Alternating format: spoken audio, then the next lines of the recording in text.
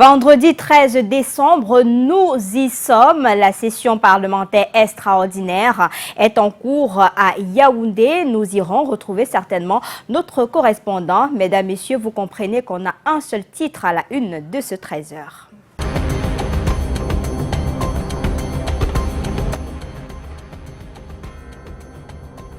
Session parlementaire extraordinaire, fini le suspense. L'objet de la session a été dévoilé il y a quelques minutes seulement à l'hémicycle de Ngwaikele à Yaoundé. Les travaux seront uniquement axés sur le Code général des collectivités territoriales décentralisées. Le rendez-vous au Sénat, ce sera dans l'après-midi, mais avant, Bran Kamga nous attend pour prendre déjà les premières réactions du côté de Yaoundé.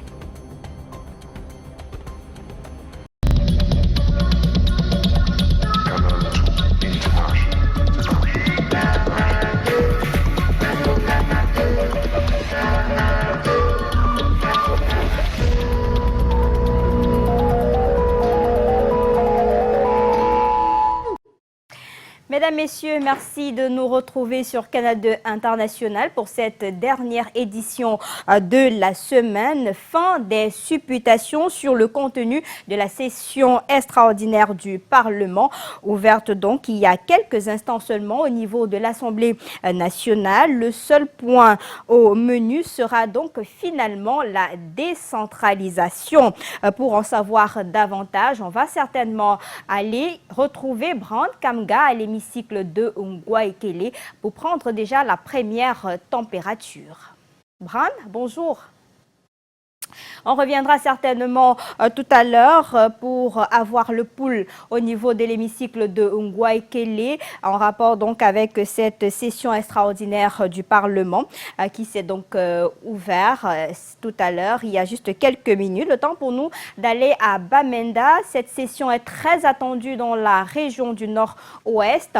C'est pratiquement le peuple qui retient son souffle. Bran, Annie Collins et Patrick Christian Dobon ont rencontré quelques-uns pour vous dans ce reportage.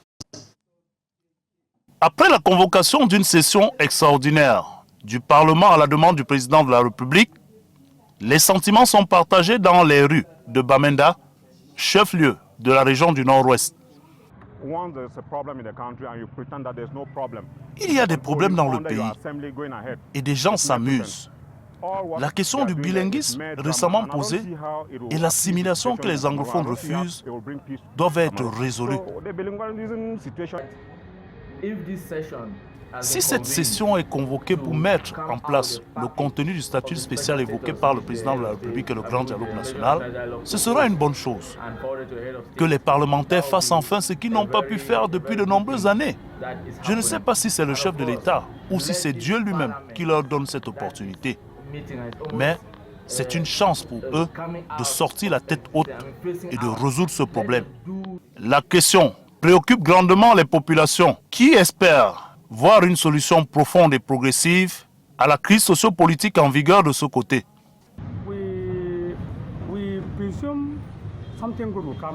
Nous avons l'impression que cette fois, quelque chose peut sortir de la session du Parlement. Mais nous avons encore des appréhensions. Parce que le problème est profond. Je ne pense pas que ce sera automatiquement la fin de tous les problèmes. Je ne saurais trop parler. Tout ce que je peux dire, c'est que nous attendons.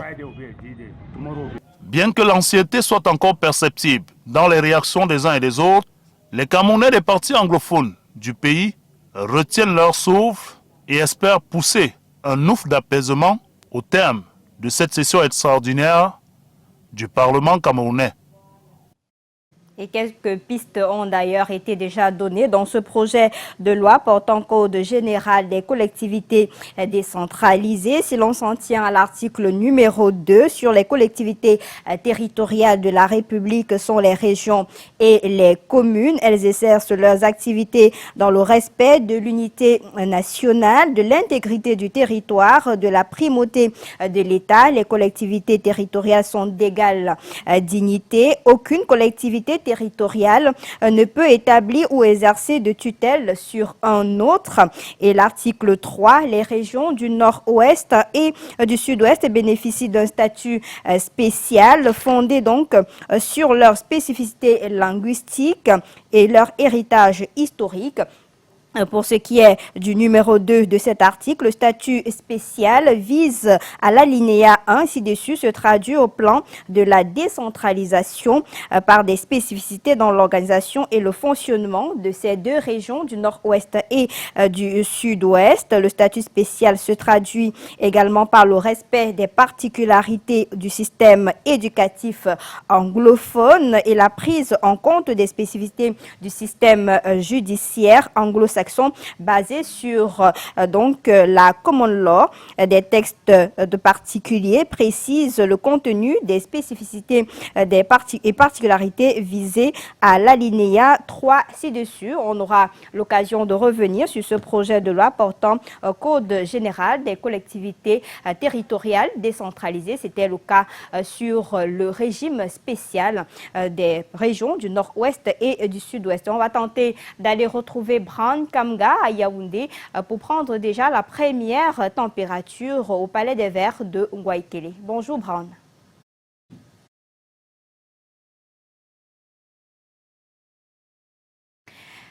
On va certainement retrouver Brand tout à l'heure avant la fin de ce journal. Le temps pour nous de parler de cette autre nouvelle. Le nouveau directeur général de Tradex est connu depuis hier. Il s'agit de Simon Palais, le nouveau directeur général de Tradex. Après donc un conseil d'administration extraordinaire tenu hier dans la ville de Douala, l'ancien directeur commercial de la SNH est en train d'être installé dans ses nouvelles fonctions actuellement au siège de la direction générale. Il remplace à ce poste Perial Jean Nyondok après près d'une dizaine d'années passées à la tête de cette entreprise. Nous y reviendrons certainement dans nos prochaines éditions. Lutte contre le désordre urbain dans la ville de Douala, c'est devenu un casse-tête chinois après les multiples descentes effectuées par le tout nouveau préfet du département du Vouri. Rien ne semble bouger sur le terrain. Le constat a été fait par Junior Ossin et Henri China. Le vieil adage, selon lequel les habitudes ont la peau dure, se confirme au quotidien dans les usages des habitants de la ville de Douala. 24 heures à peine après l'une des récentes descentes de l'actuel patron des structures administratives du département du Vouri sur certains axes de la voirie urbaine, la lutte contre le désordre urbain et l'incivisme s'avère plus coriace que la bonne volonté manifestée du préfet. Des clichés cinglants, de l'affront manifeste de certains usagers, mototaximens, commerçants et autres, dévoilent le caractère profond de l'incivisme qui s'est installé dans les mœurs des Doualais. À Douala, un peu plus que dans d'autres villes du pays, le désordre urbain apparaît comme la résultante d'une mentalité indisciplinée construite au fil des ans devant l'impuissance ou l'inaction des autorités communales, administratives ou sécuritaires. Vu sous cet angle, on peut à juste titre s'interroger sur les chances de succès de la campagne menée actuellement par le patron administratif du département du Vouri. Une interrogation qui trouve son fondement sur les débauches d'énergie de certains de ses prédécesseurs, souvent déclinés dans le cadre d'une plateforme de lutte contre le désordre urbain, martelée par des actions médiatiques et malheureusement restée lettre morte au bout de quelques mois. Tout en se félicitant de ce nouveau dynamisme apporté par le préfet, on peut se plaindre de l'absence souvent constatée de suivi et d'harmonie dans cette lutte devenue impérative devant l'incivisme caractériel des résidents de la ville de Douala, de plus en plus inquiétant. Douala donne au fil du temps l'image d'une ville où on se plaît à écarter la norme pour normaliser l'écart. Pas la peine de respecter des feux de signalisation, inutile de libérer des emprises des voies publiques et encore moins de se sentir concerné par la préservation des infrastructures communes, chèrement acquises et utiles à tous. Ici, comme pour de nombreux compatriotes, la notion de citoyenneté n'a de sens que pour la critique et la revendication de ses droits. L'ignorance et la mauvaise foi font chambre commune et érigent la corruption et la violence urbaine en pratique usuelle. Un tableau quelque peu comparable à un no man's land qui consacre presque le règne d'une mentalité collective désordonnée où tous les acteurs de la cité, officiels ou simples citoyens, assènent par leur action ou inaction le coup fatal au rêve d'une cité de rêve sur les bords du Vouri. C'était là plutôt quelques facettes du désordre urbain dans la ville de Douala, présentées par Patrick Christian Dobo. Et pendant ce temps, la poussière est de retour avec la saison sèche dans la ville de Yaoundé, avec tout son lot de conséquences, surtout dans les quartiers non goudronnés, à l'instar d'un célèbre quartier nommé Abattoir. Delphine Fonkou-Téné était sur le terrain. Un nuage de poussière qui s'élève au passage de chaque véhicule. Un nuage de poussière qui s'élève au passage de chaque véhicule. L'axe abattoir Colbon, devenu le royaume de cette poudre. La poussière, on souffre seulement. Demain, je voulais aller au centre de la croyais que j'avais la tuberculose. On a fait dire que non, la poussière regarde, je tousse. Vrai. C'est grave par rapport à l'état de la route, quand la route est en chantier là-bas. La poussière ici recouvre tout sur son passage. Voitures, toits de maison, végétation, marchandises, rien n'y échappe. Chaque temps, on doit laver les fruits. Chaque temps, même la salade, regardez la salade. Il faut l'eau chaque temps pour laver. Il faut l'eau pour laver. Trop de dépenses. On ne gagne rien. Regarde ma belle coiffure, je suis obligé de couvrir comme ça. Le cabane, même pas ça, il peut pas prendre la vie sur 2 jours. Les conducteurs de moto ici ont développé de nouvelles stratégies pour combattre cette poussière. Bonnets, cache-nez et blousons, entre autres, font désormais partie de leur tenue de combat. La poussière est un frein à leur business. On travaille même 5 000, c'est devenu un problème. Et c'est rien que l'argent du savon que nous travaillons ici. Là. Tout dernièrement, j'avais eu le problème de tous. Mais Dieu merci, je suis guéri. Ça nous donne vraiment la maladie. Voilà, beaucoup de motos ont fui la route là. Même la voiture, ainsi de suite, les choses, ça ne donne pas, vraiment. À cette poussière due à la saison sèche qui n'est qu'à ses débuts, il faut tenir compte du chantier sur la route. Une route de moins de 3 km, mais ici, là, ça a fait plus de peut-être 3 ans. Nous sommes toujours sur la même route, on ne sait même plus. Nous avons aperçu pendant notre tournage l'engin d'arrosage en action. Un acte qui doit être posé à des fréquences régulières pour pallier cette poussière qui pousse déjà certains habitants de ce quartier à mettre leur maison en vente. Patrimoine et patrimonialisation, c'est le thème d'un colloque organisé par l'Université de Yaoundé-Soa depuis quelques jours et Paris-Sarcelles en partenariat. L'objectif, c'est de maîtriser la notion de patrimoine et approfondir les connaissances des étudiants à ce sujet. Raksha Basekjedna, Samuel Bonissa. L'Université de Yaoundé 2, Soa, et l'Université de Paris-Saclay organise ici à Yaoundé un colloque international sur le thème patrimoine et patrimonialisation. Le nœud central du problème, c'est qu'aujourd'hui, avec les questions de protection de la fortune publique, mais également de retour du patrimoine dit africain qui se retrouve dans leurs anciennes puissances occidentales, nous voulons ici essayer de voir les modalités. La notion de patrimoine peut s'avérer complexe pour certains.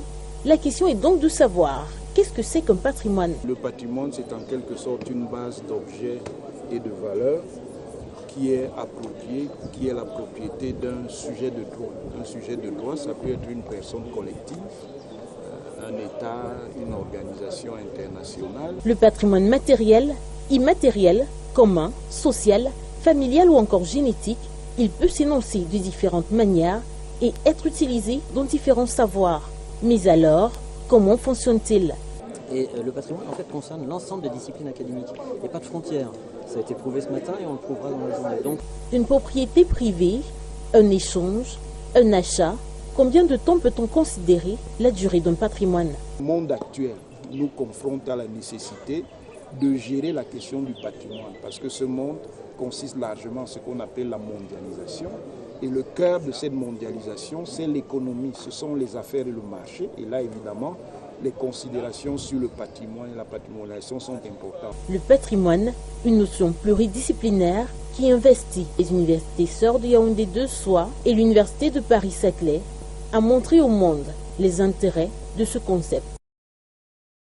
Dans le registre de faits de société, 8 présumés malfrats aux arrêts depuis hier à la gendarmerie de Banjoun dans la région de l'Ouest Cameroun. L'âge de ces présumés malfrats varie entre 14 et 24 ans.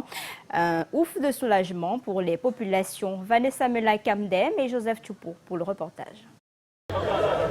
Des mineurs poursuivis pour vol aggravé en coaction et recel aggravé. 8 jeunes hommes âgés de 14 à 21 ans attrapés par les gendarmes de la brigade territoriale de Banjoun. Leur dernier forfait remonte au 2 décembre dernier. Ils ont été surpris en train de défoncer le plafond d'une bâtisse par le comité de vigilance du quartier Mouet. C'est l'intervention du chef du quartier et des gendarmes qui leur ont épargné une vindicte populaire. Ce sont des jeunes enfants dont l'âge varie entre 14 et 21 ans. Et parmi ces 10 enfants-là, il y a un repris de justice qui est l'un des guides dans ce gang. Donc nous avons pu avoir dans notre NAS 8 des bandits qui étaient sur le lieu. Ils ont été entendus et déférés au parquet. Parmi les présumés brigands, un repris de justice, le nommé Tani Gabriel, alias Gambi. Les objets volés encore en leur possession sont présentés ici pour restitution. Certains habitants de la ville ont ainsi pu reconnaître leurs appareils électroniques et quelques bouteilles de gaz. Je me suis décidé de venir dans mon village créer une activité pour souvent regrouper les jeunes, mais déjà je me sens vraiment découragé. Et à cause des enfants qui sont venus vraiment faire tout un désordre ici au Carrefour Mouet, en cassant deux boutiques. 2 jours consécutifs. Concernant la méthode que ces enfants ont eu à employer pour pouvoir entrer dans mon établissement, ils ont arraché le plafond extérieur. Une fois dans le plafond, ils ont utilisé des couteaux, des marteaux et des scies pour pouvoir scier la mezzanine. Ces malfrats ont pour mode opératoire l'intrusion par réfraction dans les domiciles à l'aide de pieds de biche et de pince Monseigneur. Leur sort repose désormais entre les mains du haut magistrat de Banjoun. Retour sur l'actualité majeure de cette journée, cette session extraordinaire du Parlement qui se tient depuis ce matin du côté de l'hémicycle de Ngouaïkélé où nous attend Bran Kamga. On va faire le point. Bran Kamga, que se passe-t-il concrètement à l'hémicycle de Ngouaïkélé? On parle de la fin du suspense. Bonjour. Bonjour. Le contenu de la session extraordinaire qui s'est ouverte il y a quelques instants ici au Palais des Vêpres de Ngouaïkélé était très attendu. Finalement, c'est le Code général des collectivités territoriales décentralisées qui va maintenir les députés ici pendant au plus 15 jours. Question donc d'examiner ce que le gouvernement aura fait comme proposition à mettre dans cette nouvelle loi sur la décentralisation. On le sait très bien, les résolutions du grand dialogue national tenu à Yaoundé ont porté entre autres sur l'implémentation réelle de la décentralisation au Cameroun. Et lors de la session d'ouverture tout à l'heure, donc, Cavaillé Yégué Dibril a pris moins de 10 minutes donc, pour présenter ce thème et appeler les députés à travailler d'arrache-pied pour donner un contenu réel en dépit de ce que le gouvernement a proposé pour que la décentralisation soit effective au Cameroun. Globalement, il faut dire que ce projet de loi est très salué par les uns et les autres députés, membres du gouvernement et autres observateurs afin que les collectivités territoriales décentralisées puissent en fait avoir le pouvoir de gérer elles-mêmes leurs différentes ressources. Attendu donc ici à l'Assemblée nationale le dépôt de ce texte qui va être examiné puis validé. Le Sénat également va prendre le relève en après-midi en ouverture de cette session extraordinaire. Voilà ce qu'on peut dire donc de cette session extraordinaire qui s'ouvre donc ce matin et qui va durer au plus 15 jours conformément à l'article 16 alinéa 3 de la Constitution de 1998. Depuis l'Assemblée nationale, Bran Kamga, Sèche Alain Ziebou. Kamga Serge Alain Ziebou de suivre pour nous cette actualité. Le projet de loi est d'ailleurs déjà disponible. Un extrait a été lu avant ce journal. Le temps pour nous donc de revenir sur cette autre information à l'étranger. Le Nigeria s'ouvre aux Africains. Dès janvier 2020, les détenteurs d'un passeport africain pouvant aller au Nigeria en obtenant le visa à leur arrivée. Cette ouverture est décidée par un décret du président Muhammadu Buhari, première économie du continent et pays le plus peuplé avec environ 180 millions d'âmes. Le Nigeria donne ainsi un coup d'envoi de la zone de libre-échange continentale auquel il a été le dernier à adhérer. C'était à travers un tweet du président du Nigeria. C'est la fin de ce 13h à l'édition. Mireille Flore Défaut photo, Béatrice Ngamo, équipe technique Colance Wonchuan. J'aurai le plaisir d'être des vôtres, si Dieu le veut, la semaine prochaine à partir de 13h. Mais avant 15h30, c'est le journal des régions. 19h50, Aimé Catherine Moukouri, Alain Gislain Kanga seront là pour le grand format du soir. Excellent week-end à tous.